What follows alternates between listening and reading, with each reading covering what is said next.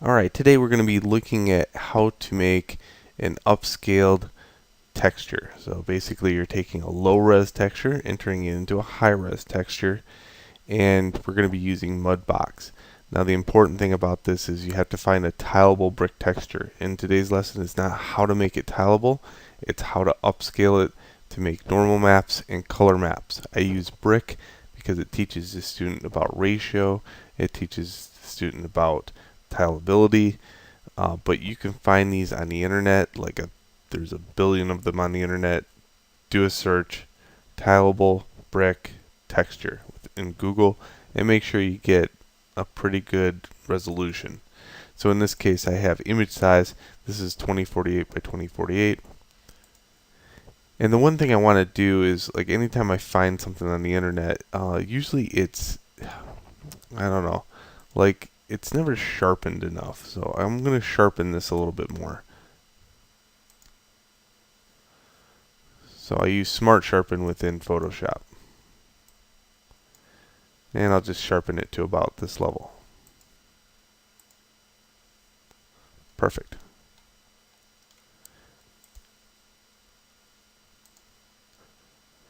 And since I'm dealing with MudBox, I have the option of using PNG or JPEG.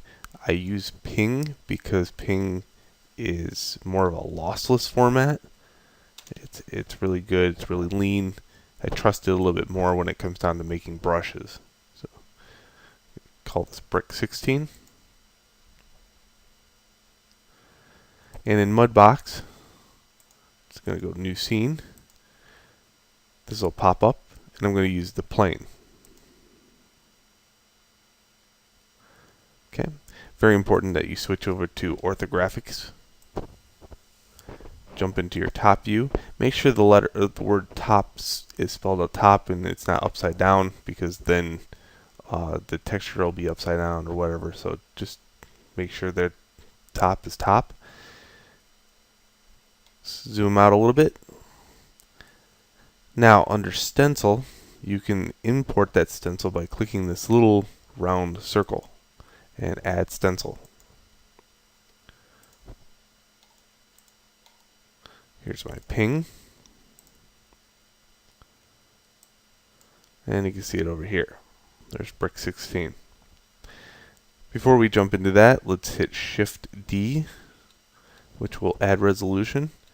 And I want to add at least 1,000,000 polys. More will help. So don't be stingy. If your machine can handle more, do more. We're not going to be actually using the mesh at that level. We're just going to be using that as far as the detail level and the scale and stuff like that. So we'll be all right. Now, let's click here. Right here we have Use Tiles. Click that. And then here it says use S to scale with the right mouse button. So S. Oops. Let's go back to that.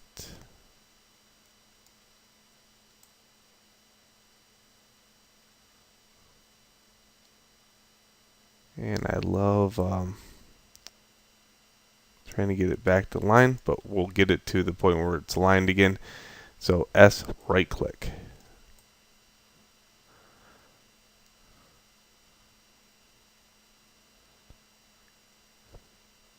I'm going to get it a little small because I'm going to be using the UDK, and I'm going to be trying to get this back aligned. I'm going to be using the grout lines and these lines to line it back up. That looks pretty good. Alright, now that I have it, I'm going to go over to Sculpt Tools, go to Sculpt, make sure that my brush is set to mirror off. The strength you're going to have to play with until you get the right depth.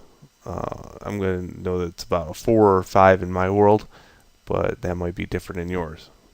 If you're using the stock plane, it should be about 4 or 5, 0.4, 0.5. Again, make sure this is off, this whole using the stamp thing. And should be good to go.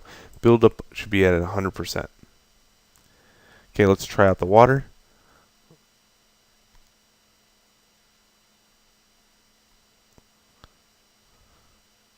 Now we're not looking for total, like, you don't want to get too far as depth is concerned with this brick. A lot of times, what I see is students put that on like 1, and they carve the brick out. A normal map should not be so strong that it's jettisoning out. Less is best. Now I'm just going to make one simple pass with this, and then I'll probably end up just zooming in and investigating to see how that works. So hit Q, and that worked out really well. Okay, I like that. That's nice.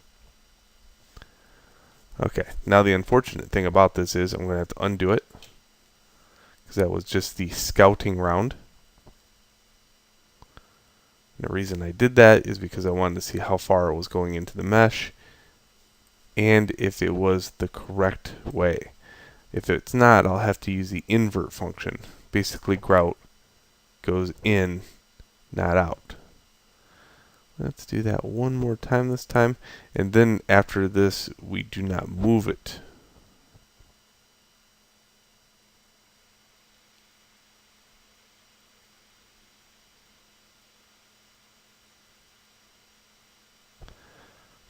Two ways you can make a normal map. One way is to generate a normal map. The other way is to take a texture and convert it over to a normal map. The cleanest way is to generate, in my humble opinion.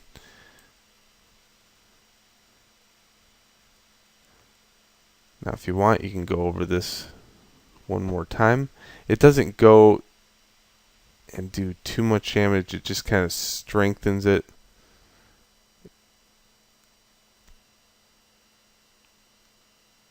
So I got the mouse button just hogged down. Now this is 6 million polys. Basically it's slow as dog.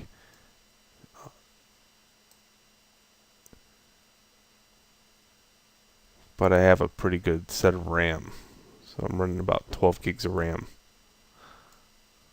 There we go. Cool. So the next thing is, don't move it. Go to Paint Tools right away and go to Projection.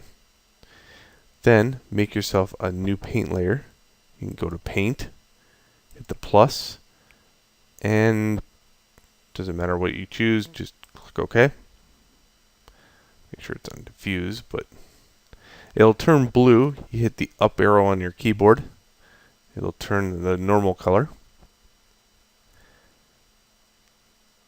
And then make sure you're on Projection in Paint Tools. Again, stamp should be unchecked. And then I'm just going to go in and do a pass.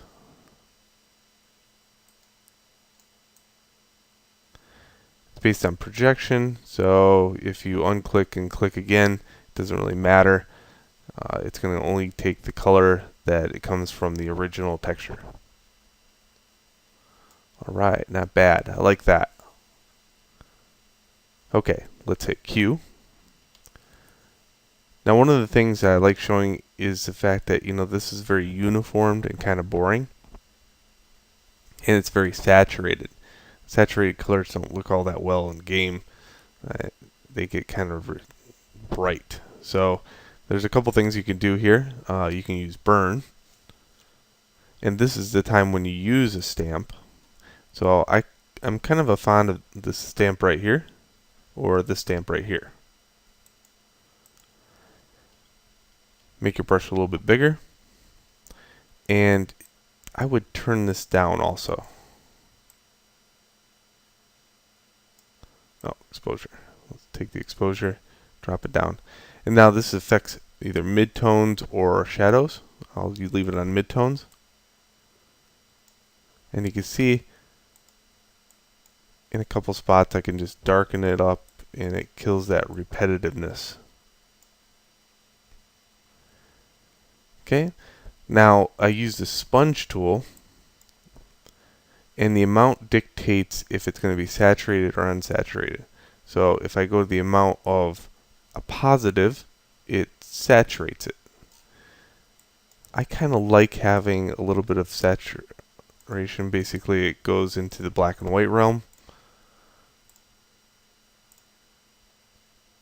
Just like that. Perfect. Now I want to get this out of MudBox. So in the next little video, I'll show you how to take it and export all this madness out. Alright, now we're going to be looking at exporting out the maps and generating a normal map. We have a color map, but now we need a normal map. So a normal map is basically an exportable map. So you go to Map and go to Extract Texture Maps and go to New Operation. And we could choose Normal Map. Now the normal map needs to be based on subdivision. And you can see that there's already a level 0 and a level 8 in here. Okay, so it did that for you. I want this to be 2048. And I need to drop this down. And usually what I do is have a work in progress folder. And this is the most important part. It needs to be TIFF 16-bit floating point. Okay. So I'll just choose this brick normal map and hit save. Okay. Hit extract.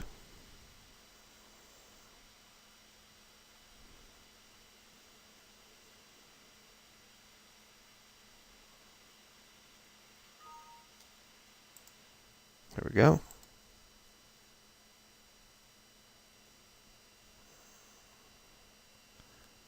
And close that out. So we already have a nice clean normal map now. Okay, now how to get these two out. I like to do this because I'm just generating textures here, not generating meshes, and I want to know what they are. In other words, if I go to export it to Maya, it throws it into a dummy directory, and it's an awful workflow. So right click, export channel to PSD. And this is my color map, so I'll just click color map. Bam, down Photoshop. I'll go back to MudBox. Just close this one out. Right click, export to PSD. It's my normal map. There we go. Now I have my normal map and my color map. I uncheck the top layer.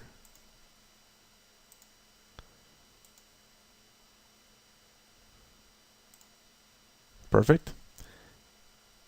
And for the color map, I could just go File, Save As, and I'm going to be saving that as TGA. Here's my color map. I'm going to choose 24-bit because I do not want any alphas to travel with it.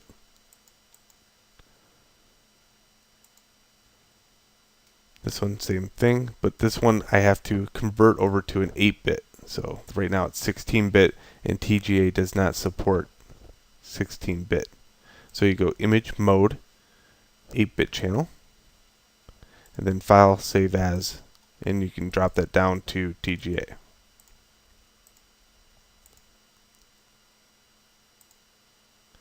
There we go. I have a normal map and a color map now. Now, just as kind of a way of showing you how to use this, let me open up a brand new scene. Go to Textures. So if I'm making a brand new scene within Maya, I'll take these out of my work in progress directory. Here's my targas. I'll copy them into a production folder. So I just happen to have that folder. It's Welsh JSON Unit 1. And then I could paste them into here. Just replace them.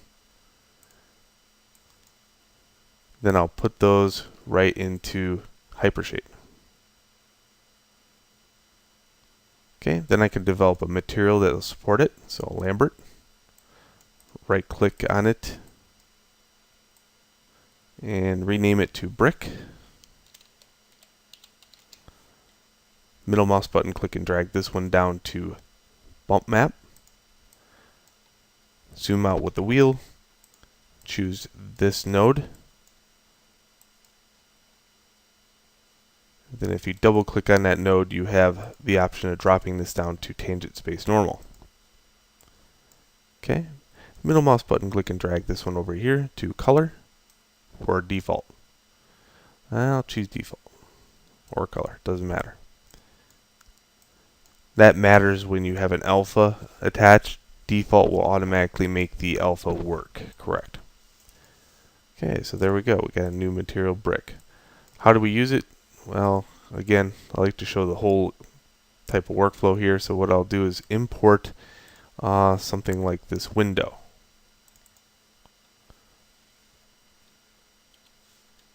Okay, this window has no UVs. And what I'm concentrating on is only this one mesh. So I'll separate it and bring this mesh into the foreground. That's the one I want to do. Okay, jump into a top view. Create UVs, planar mapping.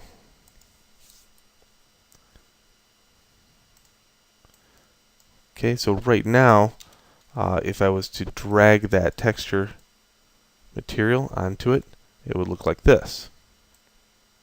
Not bad. I don't like leaving it like this, however. So I'll grab some edges. The very bottom, hold Shift. And I'll also grab the corners because I just want to unwrap this. So hold Shift. You have to do that for the inside too.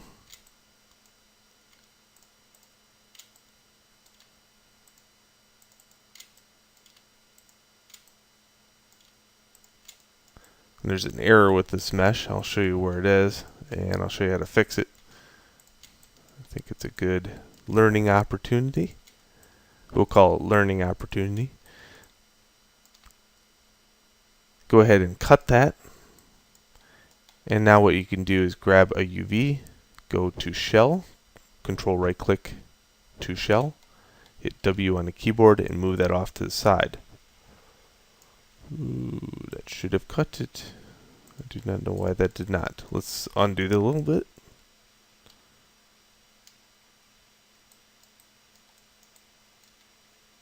Let's try that one more time for prosperity's sake. So this time we'll work on it one stage at a time. And I think I see what went wrong.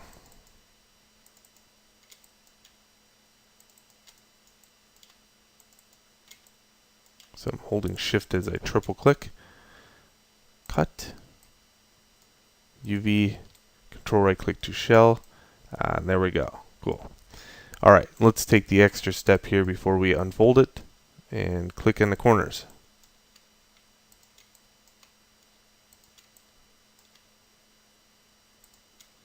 Cut.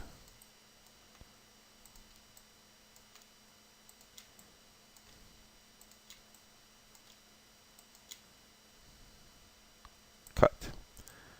Okay, so on this one right here, the blue shell, and we get to see the color coding by clicking this button right here. The blue shell I know is the front shell. So I can grab the UVs, holding Shift, I'll go all the way around, and then go to this button right here called Smooth UV Tool. Click Unfold and drag. And this is the error I was talking about. You see it? Okay. So to fix this error, it's caused by the mesh not being attached. So go to vertices, click in that area, and merge it. And then I can go to edge. Notice I can't highlight edges until I go back over here to the standard selection tool. Now I can go right click to edge, and then I could do a sew or a move and sew.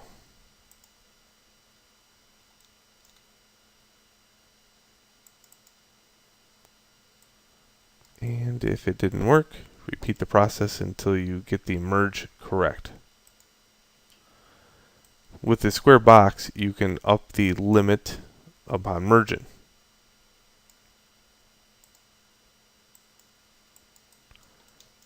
And to make sure it's merged, you can just grab an edge and move it out of the way. So, yep, merge this time.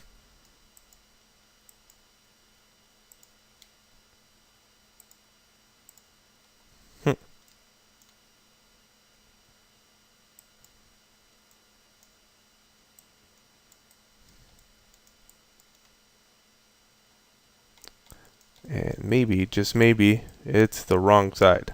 Ha ha ha. I knew that.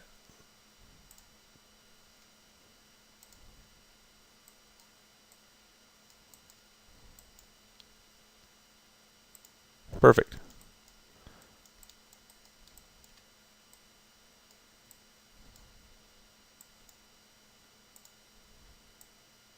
And look at that.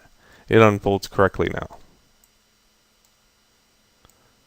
And that's the price you pay for using Maya to sometimes unfold your UVs. So, here's how this works. If you want to scale these, just R, highlight all your UVs, but make sure you highlight both shells.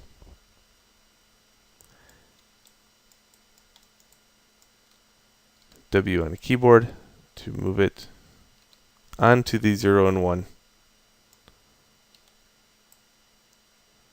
And depending on how big you made these, or where you want to put them, you just scale these two shells.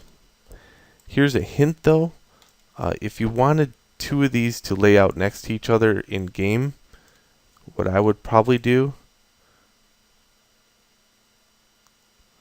since it's not really about the back side of things too much, let's concentrate on the blue shell, and let's do something here to make it so it's a little bit more tileable mesh-wise. Here's these UVs. I need to straighten these out. I straighten this out via the up, then I move it to a brick seam.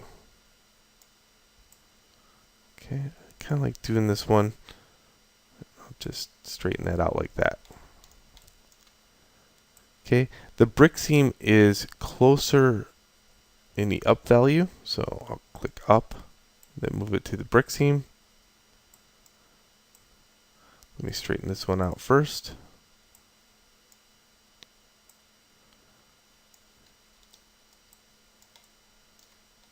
Now don't move it too far because then it will stretch it to the point where it looks ridiculous. Okay, so I'm just taking the time here to straighten these out too. Again, that's the price you pay for using Maya to unfold these. You get this weird curves.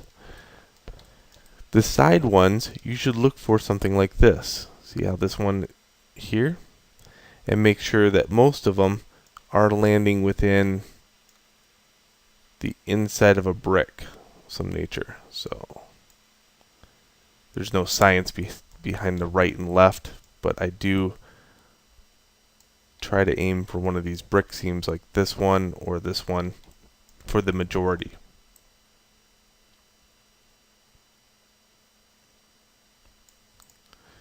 Okay. Now when you take another one of these, Shift D, and put it next to it,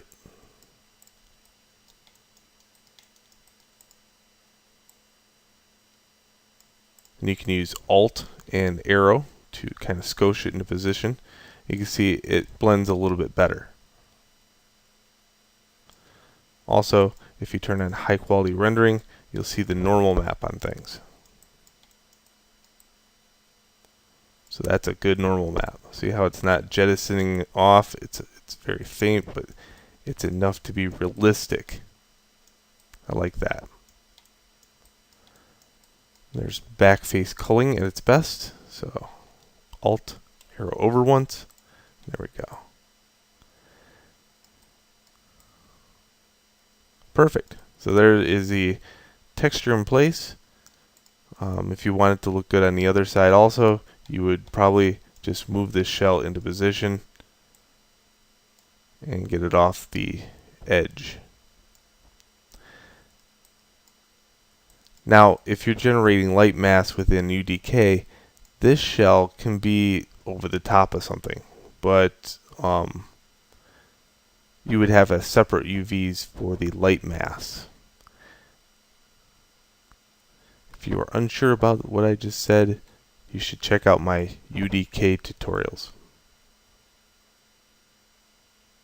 Alright, especially in the world building playlist. But other than that, there we go. From MudBox to Maya and then on. I hope you enjoyed the ride. Have a good one, and until next tutorial.